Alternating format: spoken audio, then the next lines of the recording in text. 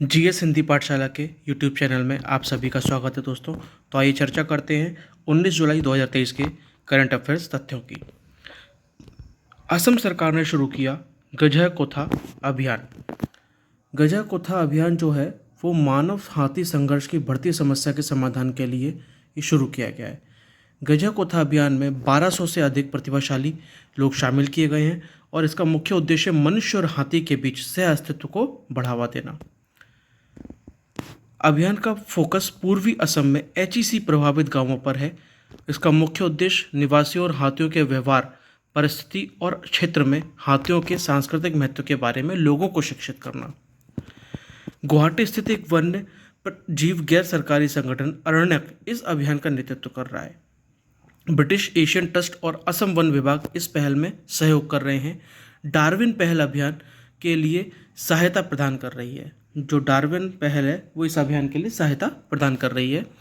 गजह कोथा अभियान का शुभारंभ मनुष्य और हाथियों के बीच सामंजस्यपूर्ण अस्तित्व को बढ़ाने के लिए असम की प्रतिबद्धता को दर्शाता है। असम के बारे में कुछ चर्चा कर लेते हैं। तो यह भारत के उत्तर पूर्वी क्षेत्रों में स्थित एक राज्य है। यह उत्तर में भूटान, पूर्व में अरुणाचल प्रदेश, उत्तर पूर्व में नागालैंड, दक्षिण पूर्व में मणिपुर, दक्षिण में मिजोरम और पश्चिम में पश्चिम बंगाल से घिरा हुआ है। इसके जो बॉर्डर के जो हमारे राज्य हैं उनके बारे में पूरा ब्यौरा है असम के। अक्सर कर पेपरों में प्रश्न आ जाता है, आपको मैप पर एक बार देख लेना चाहिए। वन्य जीव जो यहाँ पर हैं वो काजीरंगा राष्ट्रीय उद्यान है, मानस राष्ट्रीय उद्यान है और नामेरी राष्ट्रीय उद्यान है। जो यहाँ की भाषा है वो आधिकारिक भाषा के तौर पर तो असमिया है और अन्य भाषा के तौर पर बंगाली है, बोडो है और हिंदी है। इस राज्य का गठन 26 जनवरी 1950 को हुआ था। राजधानी इसकी दिसपुर है। वर्तमान में मुख्यमंत्री हेमंत बिस्वा शर्मा हैं। राज्यपाल गुलाब चंद कटियार हैं, कटारिया जी हैं सॉरी। राज्यसभा में 7 सीटें हैं, लोकसभा में 14 सीटें हैं। सीटें जरूर ध्यान रखिएगा, अक्सर कर पेपरों में मैच द फॉलोइंग में सीटें आती हैं। तो असम में राज्यसभा में 7 सीटें हैं और लोकसभा में 14 सीटें हैं। ये मोस्ट इम्पोर्टेंट थिंग है इस पेपर में। इसके बाद अगला तथ्य जानते हैं। चीन ने विश्व का पहला मीथेन ईंधन वाला अंतरिक्ष रॉकेट लॉन्च किया है। कैसा है? विश्व में पहला है। कहाँ पर? विश्व में पहला। किसने किया? चीन ने किया। तो आइए चर्चा करते हैं। चीन का ZHUQUE2Y2, हालांकि इसको यातायात करने की जरूरत नहीं, ये पेपर में जैसे आएगा तो आप तुरंत पहचान लोगे कि इसका संबंध सीधे चीन से है। सफलतापूर्वक कक्षा में पहुंचने वाला विश्व का पहला मीथेन ईंधन वाला रॉकेट बन गया है। मीथेन संचालित रॉकेट जिसे मिथलॉक्स के नाम से जाना जाता है ने प्रत्याशित प्रक्षेप वक्र का पालन किया और योजना के अनुसार अपनी उड़ान पूरी की। मीथेन इंजन परिचालन लागत को महत्वपूर्ण रूप से कम करते हुए बेहतर प्रदर्शन प्रदान करता है। क्या करता है? मीथेन लागत को कम करता है और प्रदर्शन इसका बेहतर है। पुनः प्रयोज्य रॉकेट प्रौद्योगिकी की प्रगति में योगदान करते हैं, यानी कि इस रॉकेट का पुनः प्रयोग किया जा सकता है।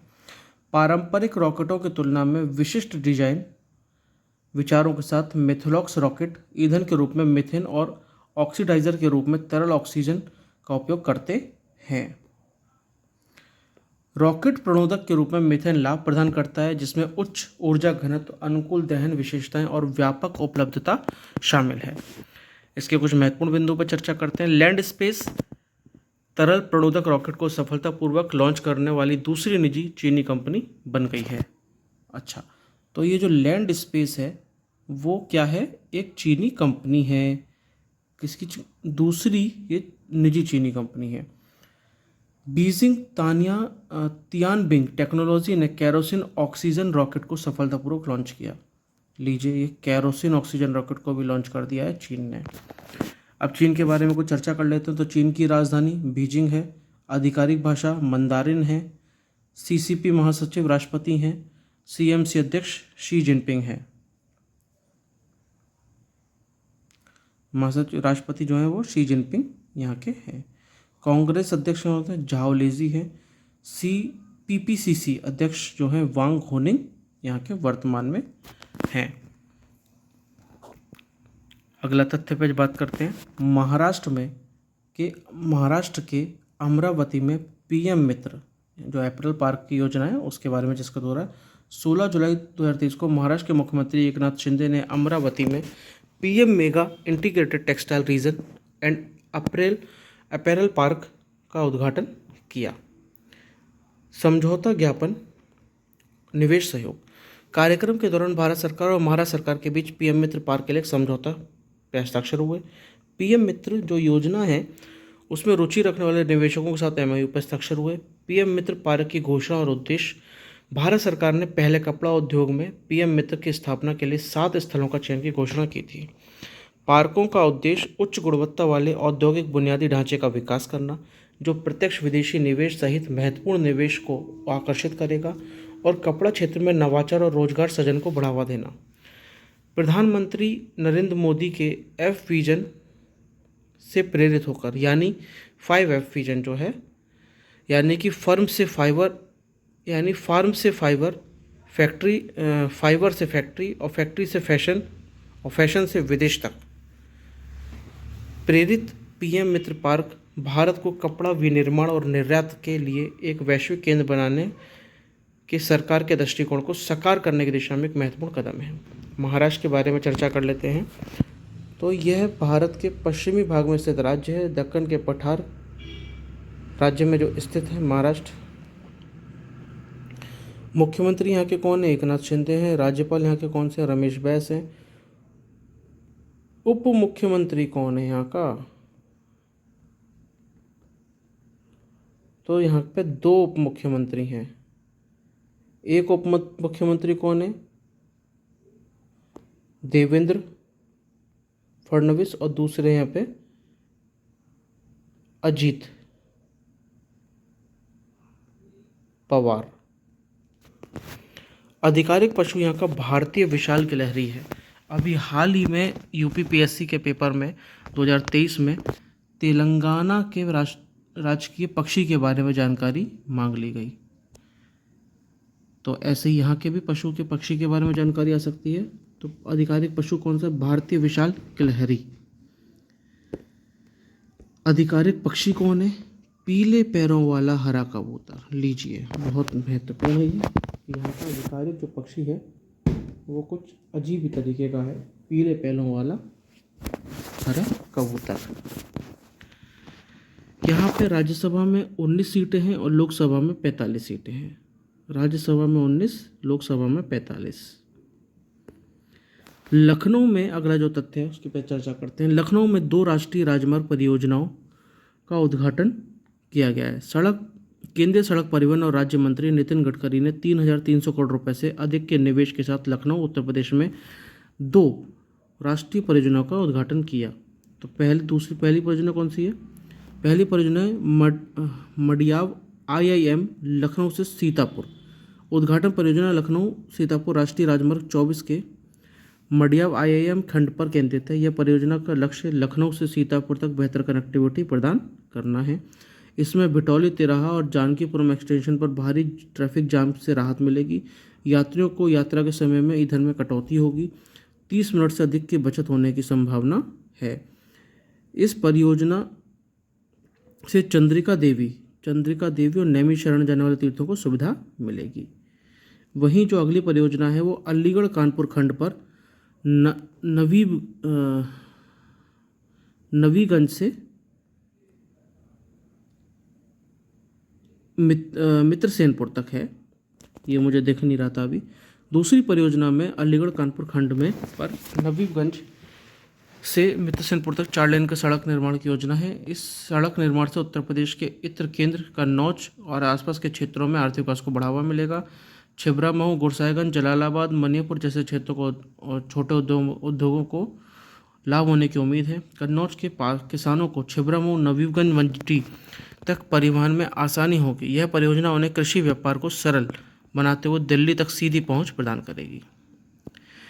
NTPC ने ET-HR world future skill award 2023 को जीता है। प्रमुख विद्युत कंपनी NTPC को प्रतिष्ठित इकोनॉमिक टाइम्स, ET मतलब economic times HR world future skill award 2023 से सम्मानित किया गया है। कंपनी को 2 श्रेणी में पुरस्कार प्राप्त हुआ। लर्निंग और अप स्किलिंग में AI, AR, VR का सर्वश्रेष्ठ उपयोग और विस्तारित एंटरप्राइजेज लर्निंग प्रोग्राम बनाने में सर्वश्रेष्ठ एडवांस। NTPC के मानव संसाधन निदेशक दिलीप कुमार पटेल ने 13 जुलाई 2023 को गुरुग्राम में आयोजित एक समारोह के दौरान कंपनी की ओर से पुरस्कार स्वीकार किए। ये सम्मान अपने शिक्षण और विकास L&D पहल में अत्याधुनिक प्रौद्योगिकियों, विशेष रूप से आभासी वास्तविकता यानी कि वर्चुअल, और शामिल करने के लिए NTPC के समर्पण को मान्यता देते हैं। वे VR आधारित प्रशिक्षण का उपयोग करने वाले AI गुरु, iGuru सहित विभिन्न L&D कार्यक्रमों के माध्यम से अपने कर्मचारियों और आउटसोर्स किए गए श्रमिक दोनों को के कौशल सेट को बढ़ाने के लिए NTPC की प्रतिबद्धता के प्रमाण के रूप में काम करते हैं। इसके अतिरिक्त NTPC ने GPI लर्न, फ्यूचर स्किल पाठ्यक्रम और समर्थ मॉड्यूल जैसे अन्य नवीन प्रशिक्षण पहल शुरू की है। यहाँ पर इन्होंने GPI लर्न, फ्यूचर स्किल और समर्थ पहल शुरू की है। NTPC के बारे में थोड़ी सी बात कर लेते हैं तो इसका पूरा नाम है नेशनल थर्मल पावर कॉरपोरेशन। यह भारत का एक केंद्रीय सार्वजनिक क्षेत्र का उपक्रम है। इसका विद्युत स्वामी विद्युत मंत्रालय भारत सरकार के पास है। NTPC विभिन्न गतिविधियों शामिल है, मुख्य रूप से बिजली उत्पादन में। इसका उद्देश्य क्या है? बिजली उत्पादन का वितरण, प्राकृतिक गैस की खोज, उत्पादन और परिवहन और वितरण। इसकी स्थापना 7 नवंबर 1975 को नई दिल्ली में की गई। तो ये थी आज की महत्वपूर्ण खबरें, और आइए कुछ रिवीजन तथ्यों पे बात कर लेते हैं। भारत और इंडोनेशिया ने भारत इंडोनेशिया आर्थिक व वित्तीय संवाद शुरू करने की घोषणा की। ग्लोबल फायर पावर, US के पास दुनिया की सबसे शक्तिशाली सेना। ONGC बना रिश्वत विरोधी प्रबंधन प्रणाली सर्टिफिकेट प्राप्त करने वाला भारत का पहला PSU। RBI CDBC लेन देन के लिए UPI QR कोड पेश करेगा। शेड्यूल M अनुपालन को जल्द ही MSME फर्मों के लिए अनिवार्य बनाया जाएगा। अमेरिका, दक्षिण कोरिया और जापान ने उत्तर कोरिया के मिसाइल परीक्षण की निंदा की। अमेरिका, दक्षिण कोरिया और जापान ने उत्तर कोरिया से निपटने के लिए एक संयुक्त नौसैनिक अभियान का रक्षा अभ्यास किया। इसने किया अमेरिका, दक्षिण कोरिया और जापान। इसमें भारत, इंडिया शामिल नहीं है। इजराइल की संसद ने सुप्रीम कोर्ट की शक्ति को सीमित करने वाले विधेयक को मंजूरी दी। भारत को 36वां तमिलनाडु को अपना पहला उड़ान प्रशिक्षण स्कूल मिला। भारत को 36वां तमिलनाडु को पहला उड़ान प्रशिक्षण स्कूल। भारतीय निशानेबाज पृथ्वीराज टोंडीमन ने इटली में ISSF शॉटगन विश्व कप में कांस्य पदक जीता। कार्लोस अलकराज ने नोवाक जोकोविच के लंबे शासनकाल को समाप्त कर पहला विंबलडन खिताब जीता। विश्व के नंबर 1 खिलाड़ी कार्लोस अलकराज ने अपना पहला विंबलडन खिताब जीता। जैसे नोवाक जोकोविच को हराया तो विश्व के नंबर 1 के खिलाड़ी कौन हो गए? Carlos Alcaraz. बैंकॉक में एशिया एथलेटिक्स चैंपियनशिप में भारत 27 पदकों के साथ तीसरे स्थान पर रहा, जिसमें 6 स्वर्ण पदक रहे। खाद्य पदार्थों की बढ़ती कीमतों के बीच नाइजीरिया के राष्ट्रपति बोला टिनुब ने आपातकाल की घोषणा की। खाद्य पदार्थों की बढ़ती कीमतें हैं वहाँ पर नाइजीरिया में। 16 जुलाई को हैदराबाद में वार्षिक बोनालू महोत्सव, कौन सा महोत्सव? बोनालू महोत्सव मनाया गया। विश्व सांप दिवस 16 जुलाई को सर्पेंटोलॉजी और ऑफियोलॉजी, दो नाम से जानते हैं, सर्पेंटोलॉजी और ऑफियोलॉजी। भारत द्वारा कर और वित्तीय अपराध जांच कर पर परियोजना 18 जुलाई से शुरू की जाएगी। अभ्यास नोमैडिक एलिफेंट 2023 17 जुलाई 2023 को मंगोलिया के उलान बटोर में शुरू हो गया है। IIT दिल्ली संयुक्त अरब अमीरात के अबू धाबी में कैंपस खोलेगा। यशस्वी जायसवाल ने विदेशी धरती पर डेब्यू में टेस्ट शतक बनाने वाले पहले भारतीय सलामी बल्लेबाज बनकर इतिहास रच दिया। गिफ्ट सिटी में बैंक ऑफ इंडिया द्वारा IFSC बैंकिंग यूनिट का उद्घाटन किया गया। तीसरे G20 सांस्कृतिक कार्य समूह की बैठक में लंबानी कला के लिए गिनीज वर्ल्ड रिकॉर्ड बनाया गया। कौन सी कला के लिए? लंबानी कला के लिए। कहाँ पर? G20 का सांस्कृतिक कार्य समूह की बैठक में क्या बना? गिनीज वर्ल्ड रिकॉर्ड बना। प्रसिद्ध मराठी अभिनेता रविंद्र महाजनी का निधन हो गया है। पेपर में आ जाएगा रविंद्र महाजनी किससे संबंधित थे, तो मराठी अभिनेता थे ये। यूरोपीय निवेश बैंक ने भारत के राष्ट्रीय ग्रीन हाइड्रोजन मिशन के लिए 0.01 बिलियन डॉलर की ऋण सुविधा को मंजूरी दी। विंबलडन चैंपियनशिप 2023 में महिला एकल का खिताब मार्केटा बोंड्रोसोवा ने जीता। भारत फ्रांस देश के मार्सेल शहर में वाणिज्य दूतावास खोलेगा। भारत और फ्रांस देश ने 3 स्कॉर्पियन पनडुब्बी के निर्माण के लिए समझौता किया है। 17 जुलाई को विश्व अंतर्राष्ट्रीय न्याय दिवस मनाया जाएगा। गोवा राज्य में आयुष सेवा और अनुसंधान सुविधाओं का उद्घाटन किया गया। पैरा एथलेटिक्स विश्व चैंपियनशिप 2023 में सचिन खिलाड़ी ने शॉटपुट F46 वर्ग में स्वर्ण पदक जीता। तमिलनाडु राज्य के थूथुकुडी जिले के आथुर पान के पत्तों को जीआई टैग मिला है। नाइजीरिया देश ने बढ़ती खाद्य कीमत निपटने के लिए आपातकाल की घोषणा की। जस्टिस अलेक्जेंडर थॉमस केरल राज्य के उच्च न्यायालय के कार्यवाहक मुख्य न्यायाधीश नियुक्त किए गए। उच्च शिक्षा को बढ़ावा देने के लिए समझौते के तहत IIT दिल्ली का परिसर यूएई विदेश में भी खोला जाएगा।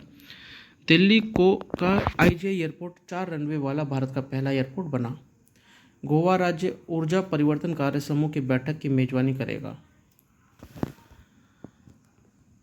गूगल ने नोटबुक LM नाम से एक नया आर्टिफिशियल इंटेलिजेंसी आधारित नोट्स ऐप लॉन्च किया है। इरीना घोष माइक्रोसॉफ्ट इंडिया की मैनेजिंग डायरेक्टर बनी। तो ये थे आज के करंट अफेयर्स और रिवीजन तथ्य जो पूर्व में करंट अफेयर्स थे हाल ही के दिनों में, क्योंकि करंट अफेयर्स पढ़ने से ज़्यादा उनका रिवीजन करना होता है। तो आप सभी से का बहुत धन्यवाद। Thanks for watching. अब मेरी आप लोगों से विनती है कि इसको लाइक करें, कमेंट करें और शेयर करें ज़्यादा से ज़्यादा, और हमेशा खुश रहें। Thank you very much.